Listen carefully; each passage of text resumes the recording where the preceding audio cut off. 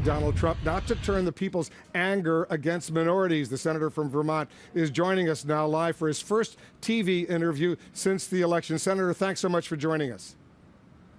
My pleasure. So a key reason why Donald Trump won was his anti-trade message that appealed to a lot of voters in states like Wisconsin, Pennsylvania, Michigan, very similar to your own message that you used throughout your campaign against Hillary Clinton for the Democratic nomination. If you had been his competitor, and that's a big if you had been his competitor, Senator, do you think you could have beaten him? I don't think it makes a whole lot of sense to do Monday morning quarterbacking right now. The election is over. Donald Trump won. Between you and me, Wolf, I would have loved to have had the opportunity to run against them, but that did not end up being the case. Right now, where we are is where we are. I intend to work with President Trump on those issues where he will, in fact, work for the middle class and working families of this country. I will vigorously oppose him if he appeals to racism or sexism or some of the other discriminatory measures that he brought up during his campaign. But it never crossed your mind that you might have done better against him? You might have actually won if you had been the Democratic nominee? What good does it do now? You know, the election is over, and, you know, Hillary, I did my best to see that Hillary Clinton get elected. I was out in some 12 states during the last week with I think 21 rallies. So the election is over, and we've got to look to the future. And what we have got to demand, I think, is that Mr. Trump keep the promises that he made to working families. You'll remember, Wolf, he talked about how he was going to be a champion of working families.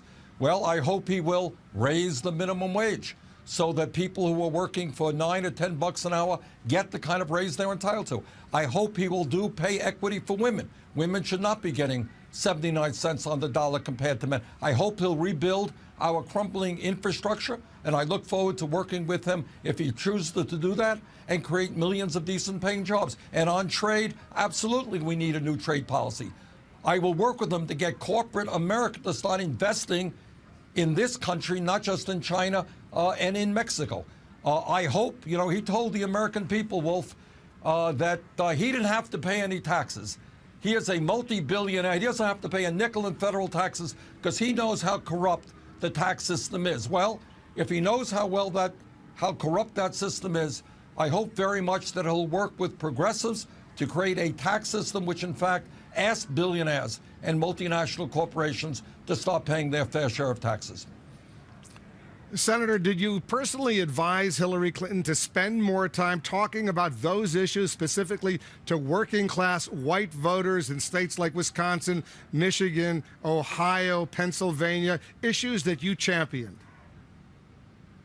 Well, I think it's no secret that our campaign had an impact, a significant impact on the Democratic platform. No secret that Secretary Clinton supported the Democratic platform, which I think is a document that, if adopted, will transform this country.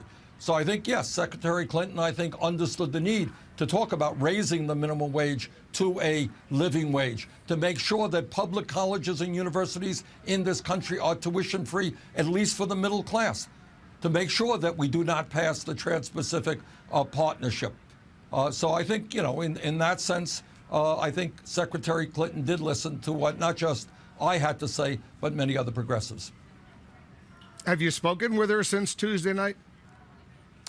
I have not. I owe her a call, and I will make that call, but I have not. But I think really now what we have got, so go ahead. I'm sorry, Wolf. No. Finish your thought, please. You know, what we have got to be doing now is focusing on the realities of where we are. Donald Trump won the election. He didn't get a majority of the popular vote, but he did win the electoral vote. He will become the next president. And our job is twofold.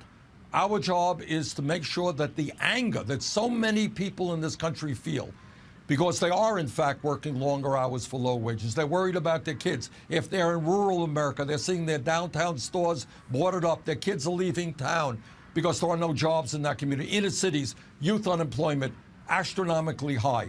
People are angry. They have a right to be angry. But we have got to channel that anger against the people who caused the decline of the middle class and so many people living in poverty, not take it out on our neighbors who may happen to be Muslim or Latino or women. That is demagoguery, and I will do everything that I can to oppose that. Let's deal with the real issues, that the rich are getting richer, that we are moving toward an oligarchic form of society where a handful of billionaires control the economy as a result of Citizens United, control to a significant degree our political system, and, may I say, control our media. So there's a lot of work to be done, but let's not take out our frustration against the poor or minorities. Senator, I'm curious, what was your reaction Tuesday night as you watched the results come in and she started losing in Florida, North Carolina, Virginia? You were watching, I'm sure you were watching TV. Were you surprised? Watching CNN, as a matter of fact, Wolf. Thank you. I thought, I thought as we went into the day that there was a 2-to-1 chance that Hillary Clinton would win. So I thought there was a real possibility that Trump could win. I thought that the likelihood was that Hillary Clinton would win. And I was sad for two reasons. Obviously, I worry very much about some of the very discriminatory and inflammatory things that Trump said during the campaign. This is America, and we are not going to throw out 11 million people in this country who are undocumented. We're not going to turn against one of the largest religions in the world, people who are Muslim. I do not want to see Muslim kids, and we're hearing about this already, who feel intimidated in the country and frightened in living in the country where they grew up. That is not America. We do not want to continue the attacks against women that were so prominent in Trump's campaign. But I hope that on those areas where Trump talked about the needs, where he was right, the middle class, working class of this country is hurting. Let's work together to improve lives for millions of people who are now living in despair and who have the right to do a lot better than they are today. And I'm sure you're happy, like you, he opposes the TPP, the Trans-Pacific Partnership, and that apparently is not going to go anywhere under a President Trump. And Senator, you made a big issue out of that as well. You also tweeted a stark warning, though, to Trump today, and I'll put it up on the screen. You tweeted, if Donald Trump takes people's anger and turns it against Muslims, Hispanics, African Americans, and women, we will be his worst nightmare. So tell us what you mean by that. If a President Trump were to enact, for example, a ban on Muslims, a temporary ban, or mass deportations, what will you do about it? You're in the minority in the U.S. Senate. The overwhelming majority of the American people, including people who voted for Trump, do not agree with those types of policies. And our job is to bring the people together, to organize, to put pressure on the administration and on the Congress not to go through with those policies which are so un-American. Here is the simple truth. The people, so many people in our country, Wolf, are angry because you know why? They've seen their jobs go to China. Their kids can't afford to go to college. They can't afford child care. They can't afford, if they're living in a city, often can't afford the high cost of rent. They're angry. And they're seeing almost all new income and wealth in this country going to the top 1%. Rich are getting richer. Everybody else is getting poorer. That is the reality. But what it would be unacceptable for a president to do is take that anger, that frustration, that hurt, and turn it against the poor, turn it against people of color, turn it against Muslims. That is demagoguery of the worst kind. And if Trump attempts to do that, I will do everything that I can, along with millions of other people in this country, to say, sorry, that is not what the United States of America is about. So what's your advice, because you disagree with Donald Trump on a lot of these kinds of issues, what's your specific advice, Senator, to Democrats as they deal with Republicans in Congress? Should they obstruct all this kind of potential legislation? What advice do you have for them?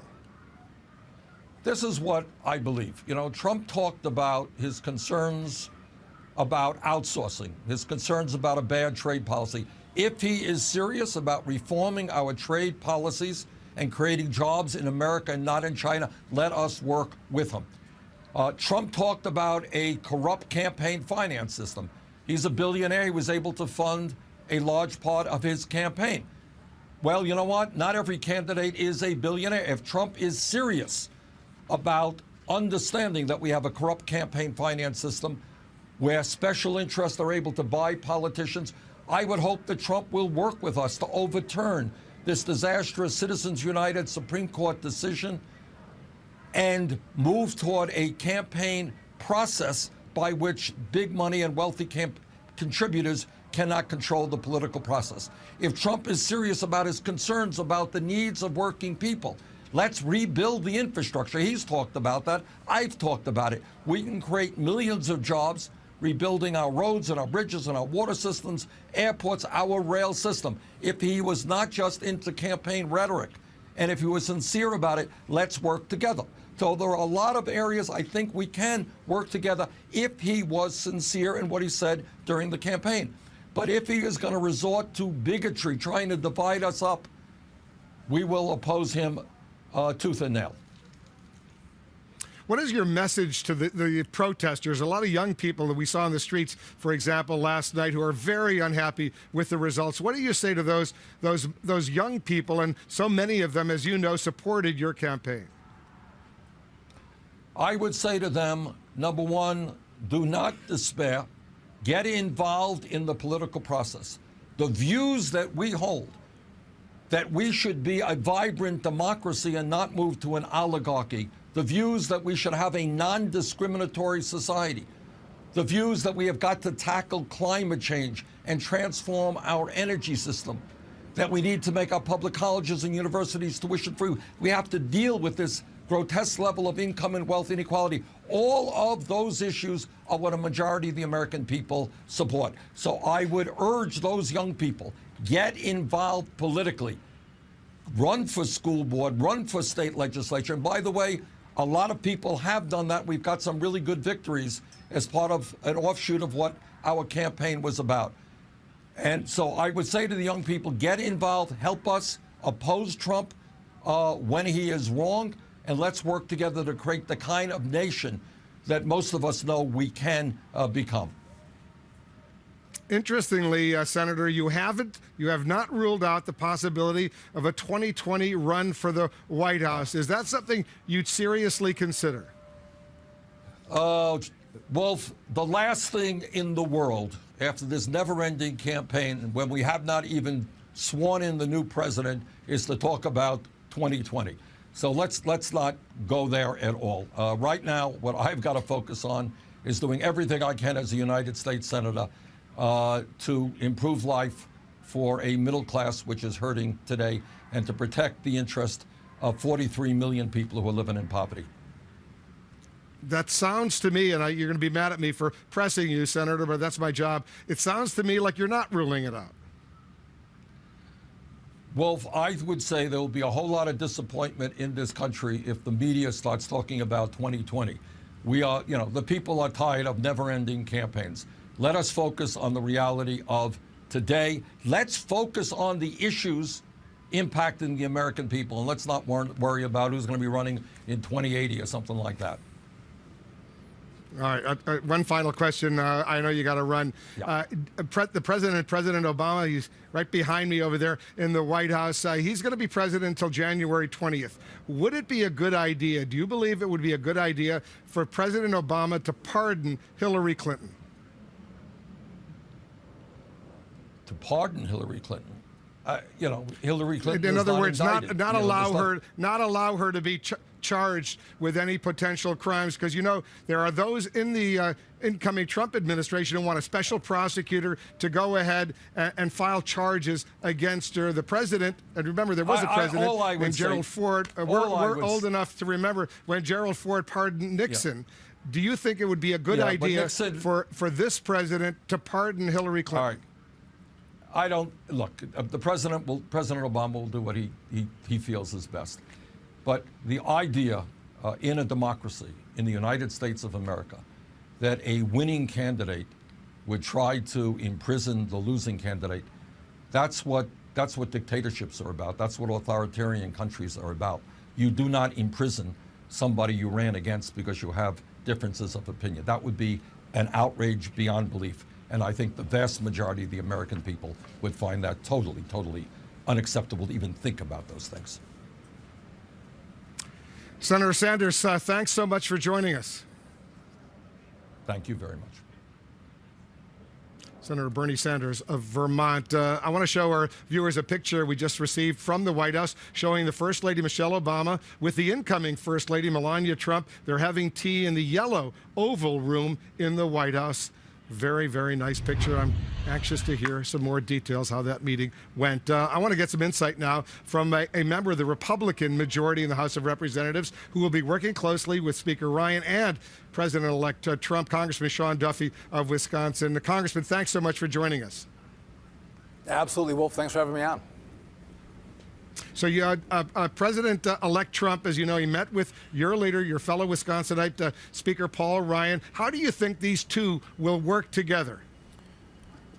I think they work well together. I know both of them. I know Speaker Ryan a little bit better, but both of them want to move an agenda forward to help the American people. And they understand that any problems that came from the campaign won't move that agenda. And so I think, as what you saw today, these two get along.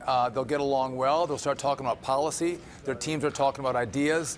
And I think this will be symbiotic as they move forward to Inauguration Day. What's the first big policy move you want President-elect Trump to take on, and he'll be president after January 20th? Once he takes office, what do you think the most important thing he should start working on? Well, I think we can do a lot of things, but I think we have to work on health care reform. Our American families are getting slaughtered by the cost increases of health care. We need to work on tax reform, regulatory reform, all things that I think will kickstart and grow our economy. I think we have to work on immigration reform, and I think we can get a bipartisan buy-in if we can secure our border to actually get immigration reform done in a way that works. But we're going to talk about ideas that are a little bit different than Bernie Sanders, who you just had on the show. I mean, we don't want to consolidate power in the Washington bureaucrat who think they know better how to run our lives, Wolf. We think Americans and American communities and families better understand how to run their lives and to lift the load of government off their backs and let them run their businesses and their family and spend their money the best way they know how, we think is the most productive way of growing opportunity and jobs in America. I mean, the Democrat idea, I mean, again, you're going to shut down union jobs building the Keystone Pipeline. The fact that you've taken wage increases away because of all of the global warming regulation that has come on our small manufacturing businesses, or the cost increases in healthcare. All of these things have devastated the American middle class, middle income folks. And so we want to make it better. We want to improve that opportunity, improve those wages. And I think Mr. Trump and Mr. Ryan, as a leader in the Congress, can work together to get that agenda accomplished. And there's some big things we can do. And we need to bring Democrats in as well, Wolf. We saw what happened when Barack Obama won and had ultimate power in 2008, and they didn't bring Republicans in. I think you get an electorate backlash if you're not inclusive of the minority party. And so when we do this, I hope that Democrats will reach our extended hand and say, let's work together to get these big things done that Mr. Trump talked about on the campaign trail. But we want to include your ideas, your vision, and your values in this legislation as well. And if we do that, I think America is going to be better for it. On the issue of health care, Obamacare, does Donald Trump have a plan in place beyond the words repeal and replace? And what would happen to the hundreds of thousands of people in your state in Wisconsin who now do have insurance thanks to Obamacare, especially those with pre-existing conditions? What happens to those folks? Well, those with pre-existing conditions in Wisconsin, Wolf, already, for the most part, had coverage. We had a high-risk pool. It worked really well.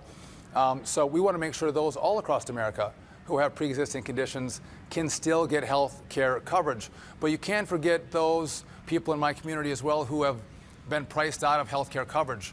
Their costs have gone up sometimes 100 to 200% over the course of the Obamacare implementation. And so what we have to do is make sure we have a system in place that can still take care of those low-income folks who need some help to get health care coverage.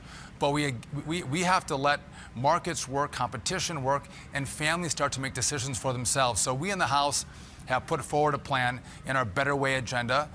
You can see it on the Speaker's website. And that's going to be the starting point. We got to get Mr. Trump's feedback on health care reform. I'm sure he's going to want to have his imprint on it. But I think we can work with him, and we have to bring Democrats in too then and say, okay, what are your priorities as well? What do you think we're missing?